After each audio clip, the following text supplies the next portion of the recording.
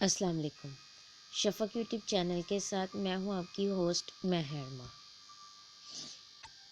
اصلاحی ریاست ناروے میں مقیم پاکستانی کمپیوٹر انجینئر کے مطابق سیکنڈے 9 کنٹریز ناروے، ڈنمارک اور سویڈن میں عمر لاس کا ان کی اصل حالت میں نفاذ ہے۔ اس نوجوان کی تنخواہ پاکستانی کرنسی میں 11 لاکھ ہے۔ اس میں سے 37% ٹیکس کٹتا ہے۔ اس کی اور خوراک اور رہائش کے سوا تعلیم، صحت اور دیگر سہولتیں سرکار کی ذمہ داری ہے۔ اس نوجوان نے گھر کرائے پر لیا، کرایہ 2 لاکھ روپے تھا۔ اس کے ساتھ ہی قرض لے کر گھر خرید لیا جو 5 کروڑ میں پڑا۔ قرض کی کرائے کے برابر قسط مقرر ہوئی اور اسی گھر میں رہائش پذیر ہے۔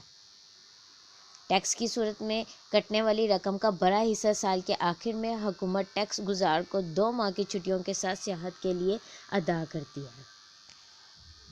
دنیا میں جس نے بھی مدینہ کی فلاحی ریاست کا تصور اپنایا، وہ ریاست دنیا کی جنت نظیر تصویر بن گئی۔ جن مسلم قوموں نے اس سے اغماس بڑھتا جہنم زار بننا ان کا مقدر ٹھہرا، اس میں ہم خود بھی شامل ہیں۔ عمران خان پاکستان کو ریاست مدینہ کی طرز کی فلاحی ریاست بنانے کا عزم رکھتے ہیں۔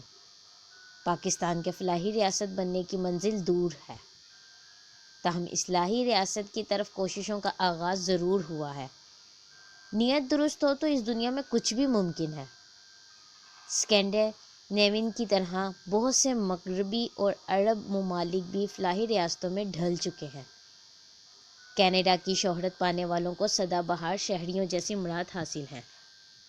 پیدا ہونے والا بچہ رہے گا والدین کے پاس، لیکن اس کے سارے اخراجات حکومت کے پیٹے، تعلیم کے دوران جیب خرچ، تمام تر تعلیمی اخراجات سے والدین بے نیاز، سب حکومت کی ذمہ داری، مگر پورا حساب رکھا جاتا ہے۔ برسر روزگار ہونے پر شہری کو ماہانہ اپنی آمدن سے حکومت کو پرورش اور تعلیم کے اخراجات علامتی قسطوں پر واپس کرنا ہوتے ہیں۔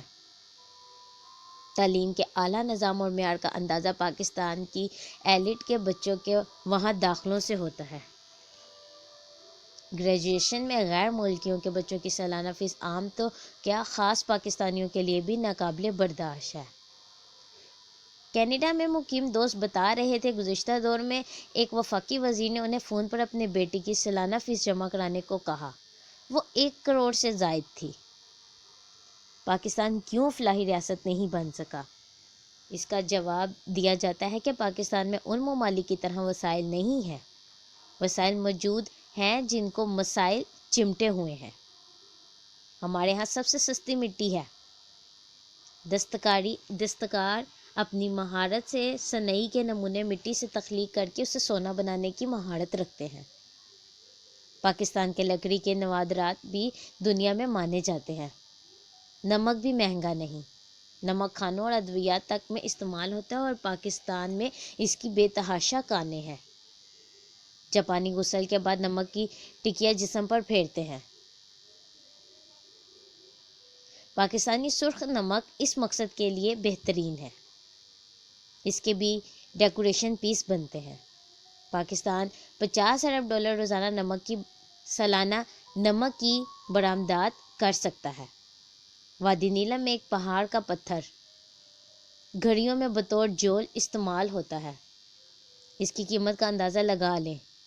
ایسے انمول پتھروں سے معمور اور بھی پہاڑ ہیں۔ اور تو اور پاکستان میں سونے اور چاندی کی کانیں بھی ہیں۔ زیر زمین گیس اور تیل کے لامحدود ذخائر ہیں۔ سیاحت میں پاکستان گنے چنے ممالک میں ہے۔ اتنا قدرتی حسن شاید ہی کرۂ ارض پر کسی ملک میں ہو۔ موسم وہ سہانا جو مزاج کو بھلا لگے۔ کئی ممالک ہمہ وقت سرد، کچھ گرم اور ملائیشیا کی طرح کئی مرطوب ہیں، جبکہ پاکستان ان منفرد چند ممالک میں ہے جہاں چاروں موسم ہیں جو ہر مزاج کے سیاح کے لیے یکساں دلکشی کا سامان رکھتے ہیں۔ ہمارے ہاں ہر فصل بمپر ہوتی ہے، اناج سنبھالا نہیں جاتا۔ شاید اسی تناظر میں علامہ اقبال نے کہا تھا، نہیں ہے نا امید اقبال اپنی کشت ویراں سے، ذرا نم ہو تو یہ مٹی بڑی زرخیز ہے ساقی۔ سوئٹزرلینڈ کی معیشت کا دار و مدار سیاحت پر ہے۔ اس ملک کی خوبصورتی اور رعنائی اور زیبائی کے دنیا بھر میں چرچے ہیں۔ سیاح حسین نظارے دیکھنے کھینچے چلے آتے ہیں۔ اس خوبصورت ملک میں قدرت کے دل فریب اور دلکش نظارے تو یقیناً ہیں، مگر یہ قدرتی نہیں۔ اس دیس کے باسیوں نے سب کچھ اپنی فہم، محنت اور مہارت سے تخلیق کیا ہے۔ چٹیل پہاڑوں کو خود سرسبز بنایا۔ دنیا میں سب سے زیادہ ناریل کا تیل برآمد کرنے والا مہاتیر محمد کا ملک ملائیشیا ہے۔ اسی اکانومی پام آئل کی مضبوط بنیاد پر منارہ بنی کھڑی ہے۔ 60 کی دہائی سے قبل ملائیشیا میں ناریل کے پودے کا وجود ہی نہیں تھا۔ افریقہ سے یہ پودا لایا گیا، اس کے لیے ملائیشیا کی مٹی اور آب و ہوا سود مند تھی۔ حکومتی سطح پر پام کی کاشت کی مہم چلائی گئی، آج نتیجہ آپ کے سامنے ہے۔ ایسی کام کی باتیں نام و نمود سے دور رہنے والے درویش ڈاکٹر عظمت الرحمن کے ڈیرے پر ہائی جنریٹر مہمانوں کے توسط سے علم میں آئیں۔ سید ناصر علی شاہ بتا رہے تھے، پاکستان کے کئی حصوں کی زمین ناریل کے ساتھ زیتون کے لیے بھی زرخیز ہے۔ چودھری بشیر انجم نے بتایا، بے نظیر بھٹو کے دور میں آصف زرداری وزیر ماحولیات بنائے گئے۔ انہوں نے بلوچستان کے زیتون کے لیے موزوں علاقے میں سیسنا جہاز کے ذریعے بیج گرائے، بس ذمہ داری بیج گرا کر پوری کر دی۔ پودے اگے اور جانور کھا گئے، اور اگر کوئی ایک آدھ بچ گیا تو وہ سابق صدر کے لیے صدقہ جاریہ بن کر حفاظت کر رہا ہے۔ نذیر نسیم نے انکشاف کیا، جنوبی پنجاب میں اعلیٰ معیار کا انگور پیدا اور ایکسپورٹ ہوتا ہے۔ پاکستان میں بغیر بیج کے کنو اور امرود پیدا ہونے لگے ہیں۔ دیکھیں، بغیر گٹک، آم اور جامن کب آتے ہیں۔ پاکستان کی دھرتی میں ذرا نم نہیں، بہت نم ہے۔ قدرتی مخلص ہو قیادت مخلص ہو تو پاکستان ترقی اور خوشحالی کی معراج پر ہو۔ آج مایوسی کی دھول میں امیدوں کے چراغ روشنی بکھیرنے لگے ہیں۔ حکومت ریاست یا راست سمیت اختیار کیے ہوئے ہے۔ حکومت راست سمت اختیار کیے ہوئے ہے۔ آج افراتفری کا سامان نظر آتا ہے۔ یہ سب کاریگری کا ہنرمندی ہے۔ کاریگری اور ہنرمندی۔ 97 میں پی پی پی کی قومی اسمبلی میں 18 نشستیں تھیں۔ اسی کے ساتھ 2/3 اکثریت والی نواز شریف حکومت کو پریشان کیے رکھا۔ آج اکثریت کے حوالے سے عمران خان کی حکومت تنے ہوئے رسے پر چل رہی ہے۔ اپوزیشن ہماری تاریخ کی سب سے بڑی اور مضبوط بھی ہے۔ اپنے تمام تر اختلافات کو فراموش کر کے حکومت گرانے کا تہیہ طوفان بھی کیے ہوئے ہے۔ حکومت گر رہی ہے، نہ کوئی ان ہاؤس تبدیلی کا امکان ہے، سب پیالی میں طوفان ہے۔ دل کے بہلانے کو غالب یہ خیال اچھا ہے۔ آپ کے تمام پہاڑ سونے کے ہو جائے، درختوں پر ڈالر اور درہم اور دینار لگنے لگے، آسمان سے ہن برسے تو بھی گنی کے لوگوں کی طرح قسمت کا ستارہ گردش میں رہے گا۔ گنی کی زمین کھودیں تو ہیرے جواہرات نکلتے ہیں، مگر عوام کی غربت اور خواص کی عمارت کی کوئی انتہا نہیں۔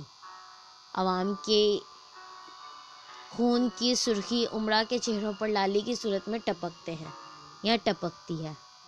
ہمارے ہاں بھی ایسا ہی ہے۔ دولت مند ہونا عیب ہے نہ تانا، یہ نعمت خداوندی کی ہے، بشرطیکہ کا دولت جائز طریقے سے کمائی جائے۔ دوسروں کا حق مار کر دولت گردی ظلم عظیم ہے۔ امریکہ، برطانیہ، کینیڈا جیسے ممالک میں اسکالرشپ کے علاوہ تعلیم کے امیر الامراء ہی متحمل ہو سکتے ہیں، جو ہمارے ہاں 1% سے زیادہ نہیں ہوں گے۔ مگر ذرا اعداد و شمار دیکھیں، سرکاری وسائل پر پڑھنے والے کتنے لوگوں کی اولاد مستفید ہو رہی ہے۔ یہ پیسہ ان لوگوں کا ہے جن کے بچوں کے لیے ملک میں صحت و تعلیم کی سہولتوں کا فقدان ہے۔ آمدن سے اثاثوں کو پوچھا جائے تو للکارنے کے انداز میں کہا جاتا ہے، تم کون ہوتے ہو پوچھنے والے؟ ہمارے وسائل کے حامل برتن میں کوئی سوراخ نہیں، مگر وہ بغیر پیندے کے ہیں۔ اس کا پیندہ لگا کر ہی ہم ترقی و خوشحالی کی اور ثریا پر پہنچ سکتے ہیں۔ وسائل کی پاکستان میں کبھی پہلے کمی تھی نہ اب ہے، مگر وسائل کو ایک تو برے طریقے اجارا گیا، دوسرا جو بچ رہے ہیں ان کا بھی نیک نیتی سے استعمال نہیں کیا جا رہا، اب حساب دینا پڑ رہا ہے۔ گو عمل سلو ہے مگر جاری ہے۔ کرپشن کا